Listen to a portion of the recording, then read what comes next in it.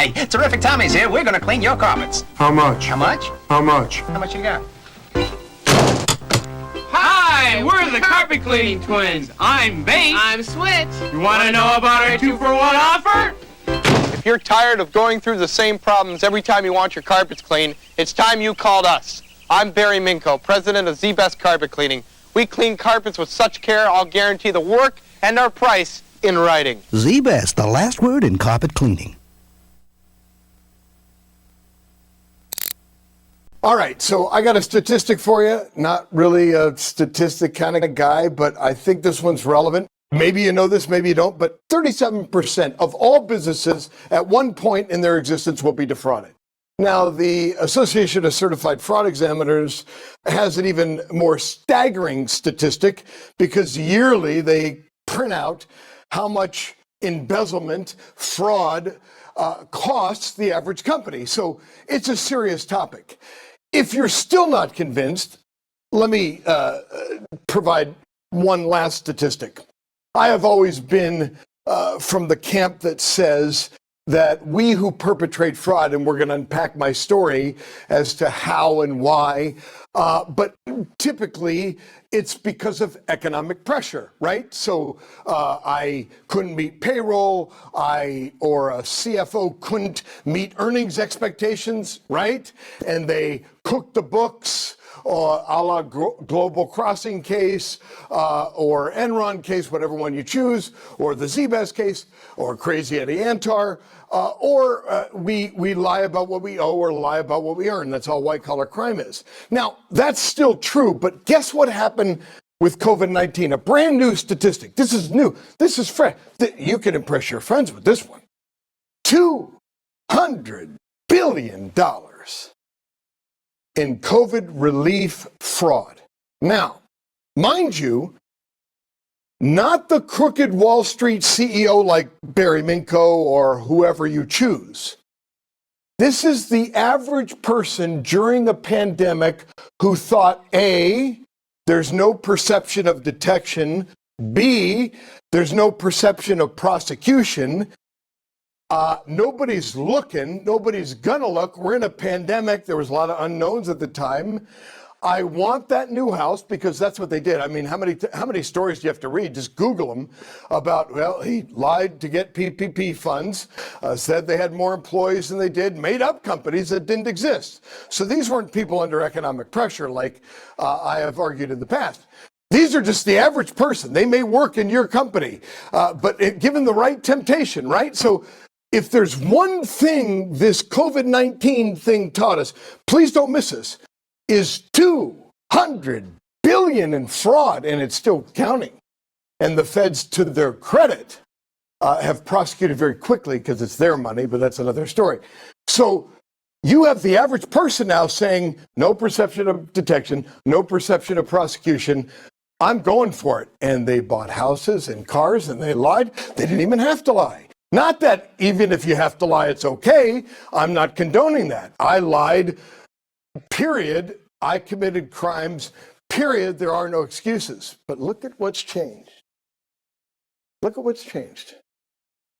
Don't pass over that statistic of 37% too quickly. Don't pass over the statistic of $200 billion. These are the people that work at your company, perhaps. Average people. No perception of detection. No perception of prosecution. I'm going for it. Now, let me tell you a little bit about my background, my story. And then we're going to unpack how to uncover fraud, right? That's going to be fun. Don't you want to know how to uncover fraud? We're going to do that. Where is the most prevalent places fraud occurs? Investment fraud, your office. And how would you identify? We're going to go over a lot of that stuff without being boring. So we're not going to be too boring here. So let me tell you my story. That's certainly not boring. How I started my company, why I started. Now, everybody always asks me, why did you go into the carpet cleaning business? Well, I got to tell you, my mother I lived in Reseda growing up, and as a kid, my mom was a telephone solicitor for a carpet cleaning company. Same day carpet care. Not a bad name. Not a bad name. Same day carpet. So I'm 13. I sound like a teenage girl. My mom's like, hey, my son wants a job. During the summer, I go in there and I sound like a teenage girl, and I telephone solicit people and say, hey, I'm Barry from Same Day Carpet Care. We'll do a living room, dining room, hall, and 3 bedrooms for $49.95. We have a special. We're going to be in the area next Tuesday. Do you want your carpets cleaned? Now, remember, Mrs. Jones, your 3rd largest investment, your house, your car, and your carpets. That's a good one, isn't it? Anyway, so I learned the business inside and out, right? So then when I was like 15, I started, the guys, the cleaners always would come in the office. I palled out around with them. Time I was 15, 9th grade, they said, come with us. You could be a helper. Man, I'll never forget this in my life. This is before Z-Best. You want to know why I was the first compromise in my entire life? I want you to remember something. You look at the headlines and you see CEO commits crime of $100 million. It didn't start at $100 million. It started about $100. No major fraud starts off big, always small. So I'm helping. I'm a carpet cleaner's helper, and it's a Saturday afternoon. I'll never forget it. We're in a house in Mission Valley. Now, my job is a simple job. Now, remember, I'm a telephone solicitor. Now I'm a carpet cleaning helper. So I'm learning this business from the inside out, right? And this is the 80s. Early 80s, like 81-ish.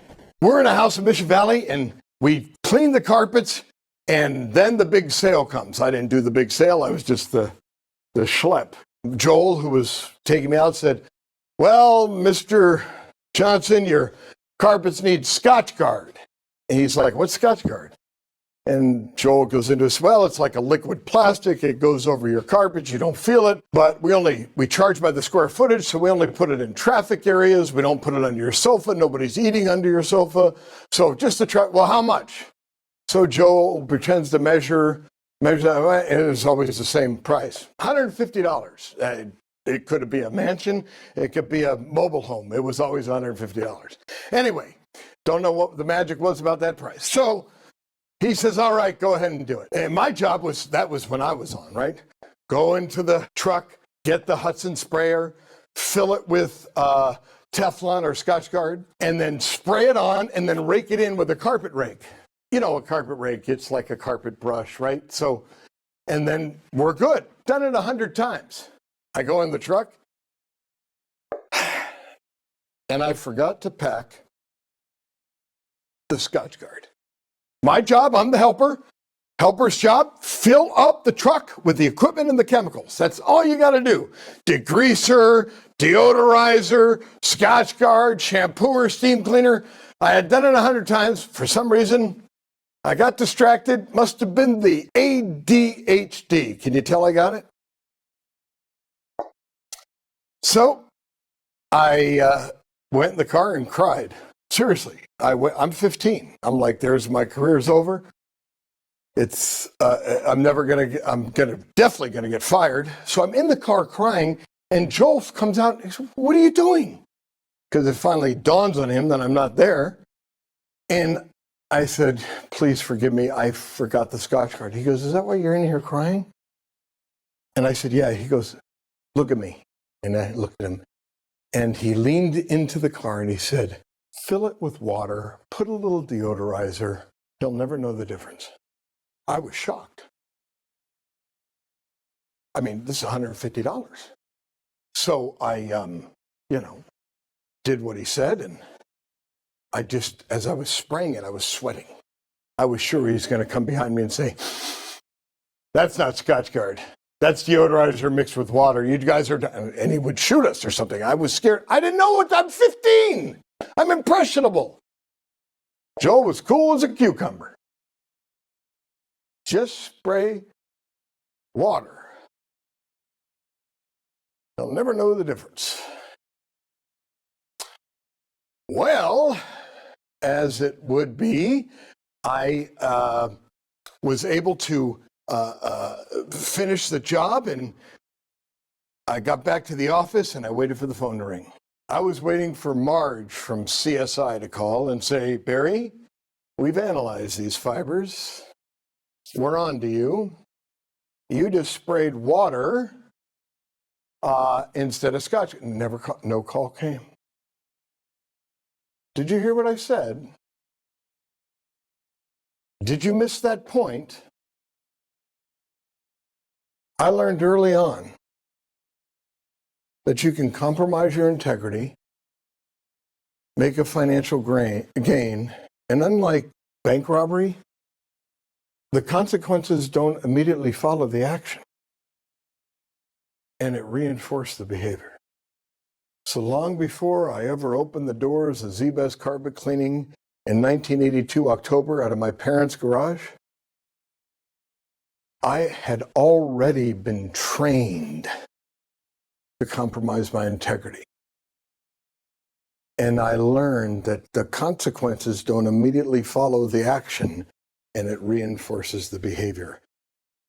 If the PPP $200 billion was caught the next day and they were in prison, it would have been a whole lot less law. But you think you're going to get away with it. I'll never forget the story of Joe Mano. He was a dear friend of mine to this day, CPA, was the president of a bank. He was in San Francisco. He was the number 2 guy at the bank, and he took a kickback for a loan, $250,000. He never even planned on taking the money. Him and his wife had an argument about the cost of college. Now, this is a senior executive credit officer, billion-dollar bank, San Francisco, 1990, 91. And the developer, largest customer, called for the bank, said, Joe, I'd qualify for the loan anyway. I need the money by tomorrow. He meets him for lunch, and he hands him a bag with $250,000 cash in it. Did he plan on accepting a bribe that morning? No. Was he like me at Z-Best, where he tried to fool the auditors? No. Unprepared for the compromise. 4 years later, the builder gets caught for tax fraud and says, you don't want me, bro. You want the number 2 guy at the billion-dollar bank who was on the take. And Joe got 5 years. 30 years later, he's doing great. The story ends well, but compromise will come at you. You may think it'll never happen to you. In Joe's case, he never thought it was going to happen to him. But 37% of companies defrauded, $200 billion in COVID relief, not from crooked CEOs or CFOs trying to meet earnings expectations, but the average person. I got lucky when I wrote a book, and pure luck. Remember being on a guest on a Fox News Channel show, and the book was called Cleaning Up. My mom bought 1 million copies, so I think it hit the extended New York Times bestseller list a couple times, but only because our garage is full of books that nobody wants. But in the book, I warned people about Form 4506, right? And let me just tell you what that is. I said the IRS, what should scare everybody to death is that the IRS has a form called 4506, which is originally was for if you lost your tax return, you can get a new one. In 2005, so many people concluded that, if I lie to the bank to qualify for that mortgage loan, as long as I make the payments and nobody gets hurt, there's really no crime. So Form 4506 is standard for mortgage brokers to get a return from somebody and then make sure that the return that they were given is the one that was filed. Are you kidding me? I thought I was the only one that created phony financial statements and tax returns to qualify for loans to meet payroll. No. You can check the book. It's 2005. And the average person, Form 4506 wasn't just a form for a lost tax return. The people that work in your company and people you and I know who are wonderful people and well-meaning, they said, as long as I make the payments, everybody's doing it. There's no perception of detection. There's no perception of prosecution. It's really, nobody's getting hurt. The insurance company can afford it anyway. Yada. So what they did was they would submit a phony tax return to qualify for a mortgage loan. And that's now, to this day, why Form 4506 is used. To this day. And it was before, and then the financial crisis of 2008, 2009 happens, and you see that the subprime mortgages are filled with phony tax returns and inflated financials and people qualifying for loans that they don't know. Why? Because as long as you make the payments and the prices keep rising and nobody gets hurt, right equals forward motion and wrong is anybody who gets in my way. How about that? So, let me take you back to 1982. I know you can't tell because pink makes me look fat, but I kind of work out a little bit. And I was on steroids back when I was 16. And, you know, when you're young, you're like, who cares when I'm 40? I don't need a liver anyway, kind of thing. So I was at a gym, and I always loved, I grew up, just so you know, I had the greatest parents in the world. We were the only Jewish family that lived in Reseda. Most of the Jewish families lived south of the boulevard, not my family. Nope, we was broke. Yep. We had to go to the temple to get handouts. But you know what? I had the greatest parents in the world. My dad did not set the financial world on fire, but I'm going to tell you what he did do. He showed up to every football, baseball, basketball game I ever had. Great dad. Mom the same way, loved my mom. So I got, no way I could blame my parents or upbringing or family for my horrible decisions that landed me in prison. First time, 7.5 years, out for 16 years. Second time, 7.5 years. All white collar, insider trading, tax fraud, bank fraud kind of stuff. It's 1982, and I'm at the gym with a guy, and I respect him too much to mention his name, but his name's a public record, but I'm not going to mention it. He was a loan shark. He was my hero. He always treated me great, and he always had a thick roll of $100 bills in his front pocket. He benched like 315 for like 6. And to me, he was like the perfect dad. And not that my dad wasn't great, but my dad didn't have the money. This guy just, and he drove a tool truck, and everybody on his route owed him money for tools or gambling. He was a bookie too. He asked me to come over his house to clean his carpets. Because remember, I'm in it for years now. I got my own equipment. Well, I don't have my own equipment, but I have access to equipment. I'm working for Done Right Carpet Care at this point. And after school and on weekends, I'm 16. I'm driving. I had a 1972 Buick, which they called the Bomb. Yep. Nobody wanted to be cut dead in the Bomb. You can hear it before it arrived, and you had to start it with a screwdriver, but I loved it. Had the carpet cleaning equipment in the back seat because my boss, Timmy, had done right, let me use it. I could do side jobs as long as I, paid for the rental, and life was good. And I'm in 11th grade, and this gentleman invites me to his house in Sherman Oaks on Lameda. Never forget it. Changed my life. He goes, come clean my carpets. Now, remember, I've known him for years at the gym. I go there to clean his carpets and doing the steam cleaning and finish. And he looks at me and he says, how much would that equipment cost to buy? I said, you mean this shampooer and this double back steam cleaner? I said, probably $1,000. This is 1982, remember? He goes, so if I gave you 1,000, maybe let's say another 500, 600, you could be in business yourself? And like an old cash register, when you hit the sale sign and the dollars, my eyes lit up.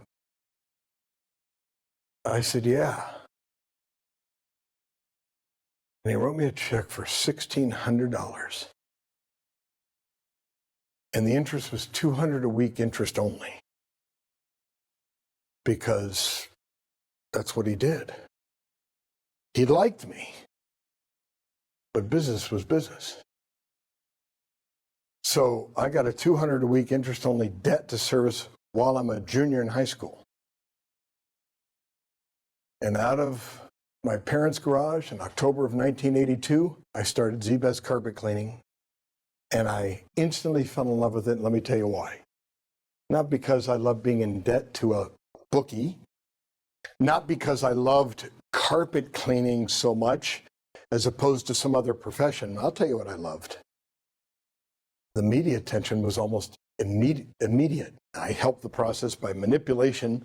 I'll get to that some other time, but remember, this is pre-cable, or just about when cable's going to start, but certainly no internet, certainly no cell phones, certainly no YouTube, certainly no Instagram or social media. So a couple news stories in local news, and I was famous. And the girls that would ignore me in high school because I wasn't, as you could see, the best looking guy. I mean, as soon as my face cleared up, my hair fell out, and it's not pretty. It's not pretty. And and I wasn't the star football player of the football team. The irony of that was when I was in prison, I wasn't bad as a quarterback during my first bit, but I digress. Anyway, the point is that I enjoyed the attention, and people would stop me. This is big. And they'd say, hey, I wish my son was like you. You're a go-getter. And I'm thinking to myself, you wish your son had a business out of his garage, paying $200 a week interest only to a loan shark. But they didn't know that part of it. And girls would notice me. And I started to get invited to those after football game gatherings that only the cool crowd was invited to. I was on the map. Then Diners Club accidentally sent me a card because, well, today they do so much due diligence before they hand out credit. Back in 1982, when you filed a DBA, which I did, even though I was 16, they sent me a Diners Club card, and I went and took everybody to dinner, like almost every night. And when I was buying, everybody loved me. I made that connection early. As long as I could just keep buying, I'd get accepted. So no matter what it cost to keep buying, I was going to keep buying. That was the motivation. Because it wasn't long after I started Z-Best that I immediately ran into my mom, payroll, economic pressure. My mom was my first telephone solicitor. She was fantastic. Had another lady named Vera Hojecki, who was my mom's best friend.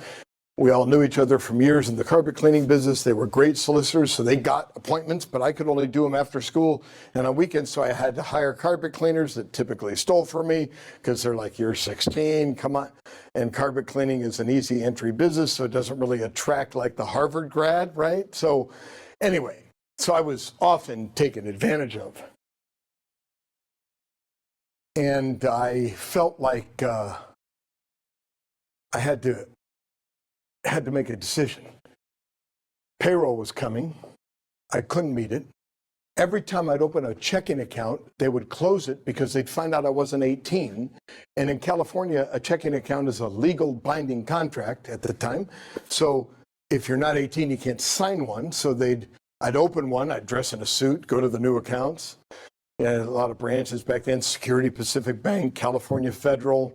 Remember all those banks, First Interstate Bank? And then I'd open accounts, and then a month later, inevitably, they'd say, hey, we checked your license and you're 16. We admire what you're doing, but we have to close your account. So what do you do when you get customer checks made out to Z-Best and you can't do anything with them?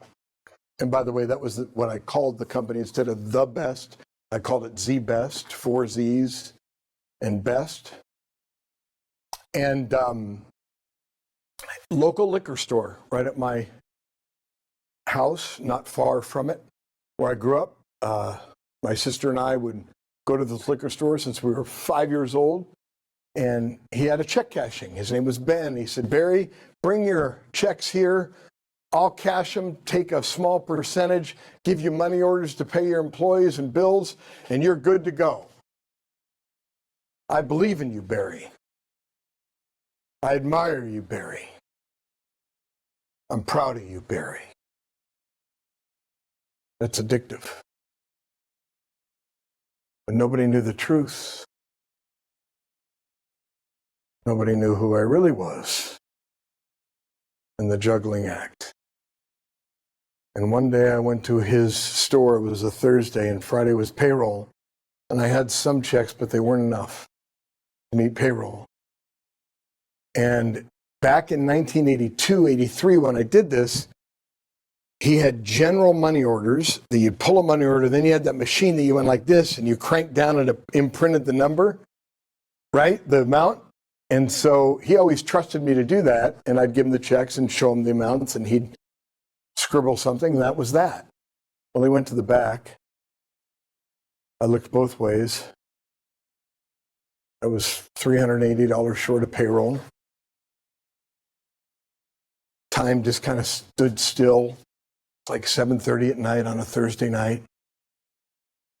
And I reached to the bottom of the money order box, pulled one out, and thought to myself, by the time he gets to that money order, I'll have earned enough money to pay it back. Nobody's going to get hurt.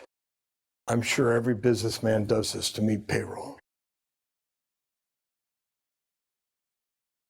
Does that sound familiar? So I pulled from the guy that did nothing but help me my whole life, and I stole from him to meet payroll, and had justified it in my mind enough that I would pay it back and nobody would get hurt. And if you just knew my story, if you just knew how many banks I went to and they just closed me down for no reason, just because I wasn't 18, and if you didn't know that I had to pay $200 a week in interest to some loan shark, if you knew my story, remember that. We all have a story that justifies the evil. I call it the meeting payroll excuse. We all have it in our lives. You have it in your own life. I have it in my life. Mine was literally meeting payroll. Everything's on the table. Mouths needed to be fed if I didn't come through. What were these families to do? So it went from money orders to check kiting to mafia to MasterCard and Visa fraud. Remember, back in the 80s, there was float time in between checks. You could get 3 or 4 days, and I was the master at it. 30 banks, 40 million, 4 years is what the criminal IRS Paul Davis agent said to me. 30 banks, 40 months, 40 million. And I kept it all here. I learned, everybody goes, how did you learn accounting? So how did you learn about the percentage of completion method of accounting? How did you learn how to create phony financial statements? I kind of backed into it. It was either that or die, because I was with certain mafia families borrowing money at the time. It just kept escalating, but I loved the attention and didn't want to admit failure.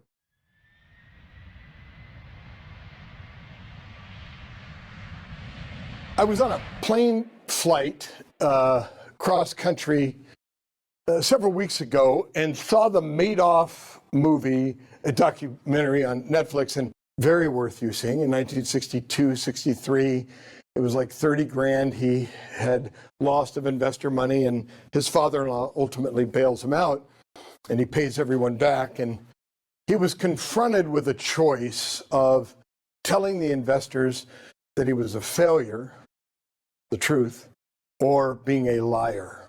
See, the difference is, if you admit failure, everybody knows, but if you lie, only you know, and you can keep the balls in the air and the plates spinning just that much longer, and you got a cure, and you're going to make it right, and if you just knew my story, the whole psychology of fraud. And he chose liar, and when you choose liar instead of transparency and failure, you end up getting both anyway. But in Madoff's case, remember, was there a lot of publicity stating when he fell that his first criminal behavior and lie and bailed out by his father-in-law was a mere 30, 60 grand, not 600 billion? No fraud starts out big. They all start out small. A money order from the bottom, spraying water instead of Scotchgard, and you don't get caught, and it reinforces the behavior, and then you do it again, and then you swear you won't do it again until economic pressure rears its ugly head, and then you go back and do it again. 200 billion. PPP. No perception of detection, no perception of prosecution. Everybody lies to qualify for the loan. As long as you make the payments, nobody gets hurt. After the money order incident, everything was on the table.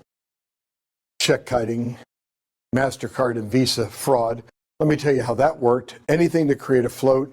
I started opening offices thinking that the more revenue I generated, somehow everything would be okay. Somehow I'd be able to make enough money to pay off the debts that I had. And now it wasn't just my loan shark buddy debt, but it was other people that I had borrowed from just to stay alive. Not as steep of interest rates, but still steep nonetheless.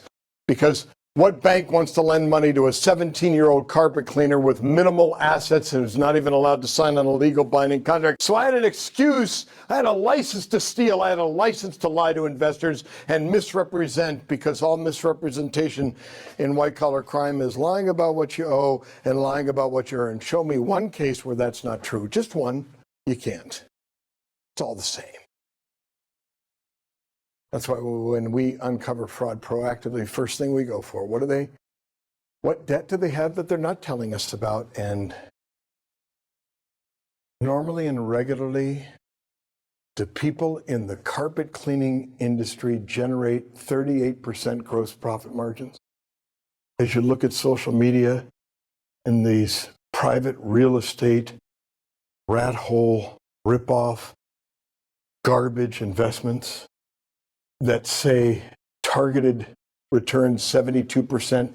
Mind you, there's $1.5 trillion in commercial real estate debt that's about to blow up and not get paid. But these crowdfunding private equity real estate deals that have no audited financials, normally and regularly, do people in the private equity real estate business with no track record, are they able to generate better than Vanguard, better than Buffett, better than BlackRock their first year? Well, you hear them tell it. So we changed the game up on them. We let that thing age. Took a picture of the advertiser, then we went back and said, this is what you did last year. Give me the audited financials for that return. We got them. Because you can lie about expected returns and use lawyer language to say, well, it was anticipated and we targeted it. Well, not your historical. That was last year's promise. So let's see the historical. And why didn't you disclose it when you lost? Social media has created an absolute free-for-all for fraud, investment fraud. Just look at your feed, Instagram, Facebook. They're talking about, I do the social media fraud minute and the fraud news network, and one thing I never do is politics. That's not my get down. I was in 15 years in prison. One thing I avoided was politics, prison politics. Don't think I was going to get out of prison and get into politics. Not my get down, not my field of expertise. But if Facebook and Instagram want to censor anything, how about those fraudulent ads that promise 2,000% returns, that are putting in harm's way innocent Gen Zers who have perhaps not financial sophistication enough to know that that's just a fraud, but the imputed credibility of it being on social media makes it all okay, right? Whole different world. So, MasterCard and Visa float time, critical to keep my fraud going, not just the kiting. I had to keep track of every bank, because every day there was a bank that needed a deposit. And the FBI came to me when it all fell, and the criminal IRS said, how did you keep track of everything? I said, in my mind. They said, that is a waste of good talent. Couldn't your mind have been like in college? And I said, my mother says the same thing. But that's how I kept it. Like, so First Interstate Bank today, they need $222,000 or $22,000 to cover the kite because it's going to hit tomorrow, right? And I mean, you can't understand this if you're young, but there was float times in between checks. That's how we kept the balls in the air. And then when you kited checks and you got the bank statements, guess what I did? Booked it as income. Auditors didn't know better. They see a deposit. They tested for expenses, but they never tested for income, so I got away with that too. So the MasterCard and Visa thing, I got to tell you this one. This takes the cake. So I got caught. California Overseas Bank on Ventura Boulevard in Encino. Senior credit officer calls me in and says, I got $125,000 in overcharge. Basically what we did is we'd clean your living room, dining room, hall for $69.95, maybe leave out with $99. And then when I called in, because that's how you did it, you had a machine and we went like this. Remember those things? You young people, you're too young to know this, but you go like this and you bring the slip and then you call for a code, and I had the code and I would say $199. I'd put one. Why? Because it took 2 months to figure it out. They didn't go online and check their bill the next day and say, you charged me too much. I had float time. And when you're a crook, always needing money, you need that float. And the float was available back then. Not today. Today you'd have to do something else. I'm not going to tell you because I'll get indicted. I'm just kidding. There's all, people are creative. But anyway, yeah, you just go to private real estate equity. You don't need audited financials. You don't need to lie about anything. In terms of an auditor to get a clean opinion, you don't need one. License to steal. So calls me and says, you're a crook. And I have a Ferrari outside, 308. I'm 18 at the time. That's what he talked about. He goes, I got $125,000 in Master Charge and Visa chargebacks coming to this bank, and you don't have enough in your account to cover it. And I'm going to call the Secret Service. I'll never forget that. The Secret Service. I'm like, gosh, darn. That's like, you're serious, aren't you, dude? The Secret Service. Yep, gonna call the Secret Service. So I took a breath and I'm like, oh boy. And I'm thinking to myself, man, this float thing, this only was 6 weeks, 9 weeks, 8 weeks. Somebody's on to me at the Master Charge and Visa Processing Center, and they were. So I didn't have the 2 or 3 months. This was like 6 weeks and the jig was up.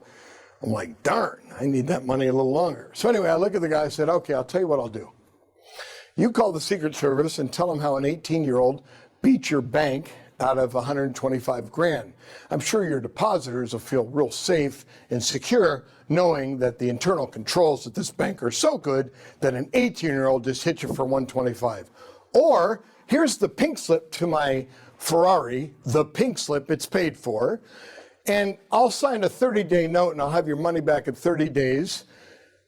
Close the account, move on, no harm, no foul, and I'll punish those dishonest carpet cleaners that were overcharging because they're on commission, so they're financially incentivized to lie. See how I pass the blame? You always have to have a rational story. It was really me. And he looked at me and said, what should have you said? There's no Z-Best ever making it to Wall Street. No $7 million loan with Union Bank. No $20 million public offering. If he looked at me and said, guess what, Mr. Minkow? Maybe our bank can learn from this experience by full disclosure and transparency. But I'm not letting you off the hook. That's not what he did. He wanted his job. He was the VP. He was accountable to the executive VP. He didn't want to do the paperwork. And he took my pink slip and I signed a 30-day note, had it paid in 20, and I was on to the next bank with a different scheme. Because right equals forward motion, and wrong is anybody who gets in my way. And by 1985, Z-Best had a San Diego office, a Thousand Oaks office, a Santa Barbara office, a Reseda office. We were growing. And that's when I voluntarily got involved with 2 different organized crime groups. It's a public record. You could just Google police learn how mob moved in on Minkow, and you can Google that. You don't have to believe what I'm saying. I don't talk about it a lot, but I have a very good friend, Michael Francis. He's on YouTube. We've been on together, and he was very instrumental in saving my life when I went to Terminal Island in 1988 January. I was in TI. He was in TI not long after that. And we became very close friends, and he sent the word out that I wasn't going to cooperate with the government, but I was going to go to trial. And I guess the mob was concerned that I was going to cooperate. You know, I was with two families. They had stock. We did bribes to get loans. I knew the names. I knew everything. So I hired two mob lawyers. One was Tony Brooklier, and the other David Kenner. I wouldn't say mob lawyer. Tony was, because his dad was. And that sent a message that these two lawyers don't represent snitches.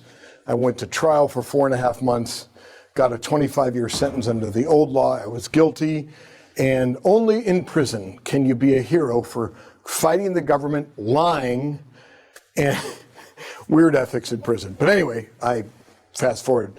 So 1985, my Uncle Joe Mark called me. He was a builder, a great builder too. He built like nice townhomes in the valley, and he had a townhome on Hatteras in Tarzana called Top of the Mark. His name was Joe Mark, and his brother was also Mark. And he was an architect. He was brilliant. And I did all of his carpet cleaning. And I'll never forget the call. He said, Barry, I need you to get over to the Hatteras property. There's a real mafioso there. That was the word he used. Be careful. He asked for you to come personally, and he has some work that needs to be done, and he's holding up payment on something, and I need you to take care of it. I said, I got you, Uncle Joe. So I go there, and it's Jack Catane, former CEO of Rusco Industries, under indictment for ticket scalping, Super Bowl this, Frank Nitty's cousin. But here's what I knew. I watched TV, and the mob lent money, and I needed money. And banks weren't lending me money. Not a lot of assets in a carpet cleaning company. Service business. I'm 18, just graduated high school. Not a great underwriting credit risk. So I went into that house with an agenda. Little did I know, he also had an agenda. He walked down the stairs, I'll never forget it. He held up an article from the Herald Examiner, newspaper that's no longer in business, with my picture, article about the success of Z-Best. Remember I told you? That's what I became addicted to. You're doing great, Barry. Got invited to those parties, Diners Club. When I was buying, I was accepted. He said, sit down. He says, what's your biggest challenge? I said, money, getting capital. He goes, well, I might be able to help you with that. And I felt like my dream came true. He introduced me to somebody who handed me a brown paper bag on Lindley and Sherman Way in Reseda, right by my office.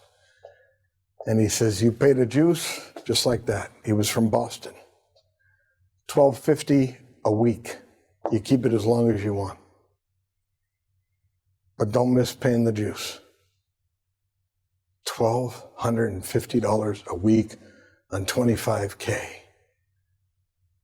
Who does that kind of deal? Do you know something? You do not make very good decisions when you're in a life of crime. You lose your objectivity, common sense, because you look back on it and say, what was I thinking? And not to mention all those unstated things that would happen to me if I didn't pay. Now, I was in the big leagues. The guy who was a loan shark, that was one thing. He had some connection. This was like Frank Nitty's cousin. This is like, you read the newspaper, Chicago mob guy, the guy he introduced to me, and his brother, they were no joke. But I will say this. those two brothers who gave me the brown paper bag always treated me well. Never any threats, never any problems with them. Catane was a different story. So 2 months into the relationship, I still have friends at Dunright Carpet Cleaning. There was a gas station, a mechanic shop called Reliable Auto in Mission Hills. You can Google it if you want. It was owned by Robert Vigiano and his son Stevie. We were all friends since I was 13, 12 years old. I go in there to get my car smogged. I had something better than the bomb at the time. And Robert Vigiano said, I was going to reach out to you. And I said, yeah. Now, he had done time in Lewisburg, federal time for, I didn't know why.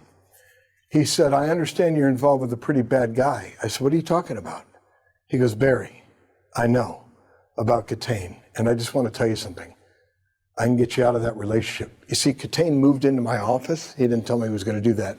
Took an office down the hall from the building we were in, and then he started bossing my employees around, and it became ugly very quickly. All for 25 grand at $12.50 a week. So he said, I could take care of your problem for you. I said, well, it is Jack Catane. And he said, Barry, you don't know who I am and who I know. And he introduced me to Richie Shulman and Joey Mangiapane and all the rest of them. And because I knew him longer, I said, okay. And there were like sit-downs in New York over this issue. And he got rid of Catane. Catane ended up suing me civilly. I got called to the grand jury. I'll never forget this. There's a transcript, and they told me what to say because they were going to ask me about an individual, and I had to say I didn't know him, and I said I didn't know him. So that whole life I got involved in. Why? Because I had to keep Z-Best open. I had to keep that thing running because it was my identity. It wasn't just a company anymore. It was my personality. It was everything that it meant to be me. If that failed, I was a failure. So everything was on the table.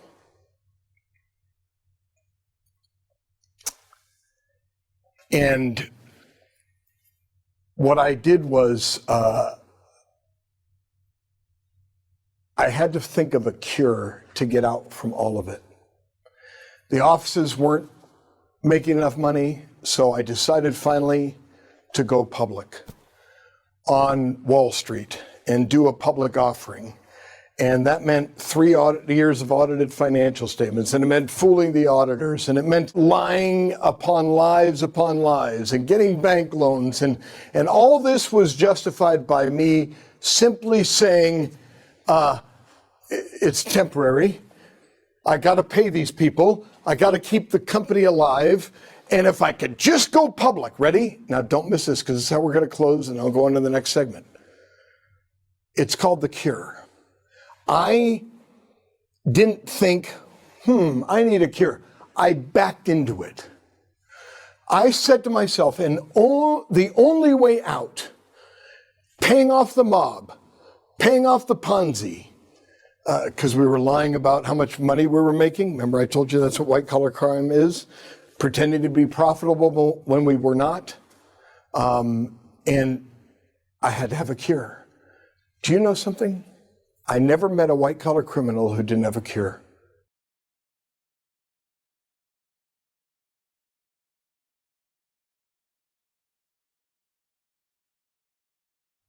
Every Ponzi scheme is temporary because James Lewis, he's doing 30 years right now. It was one of our first fraud uncoverings.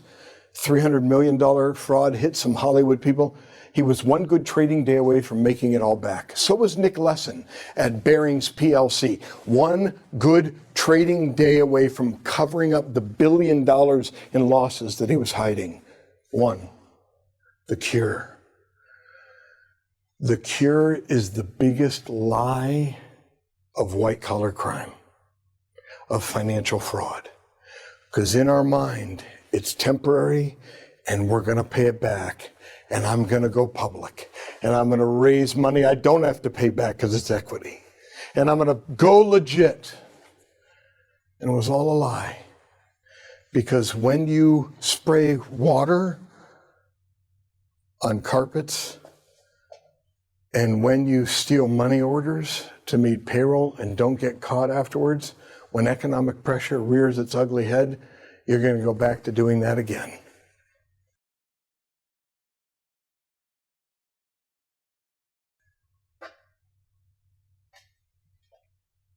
And that's exactly what I did.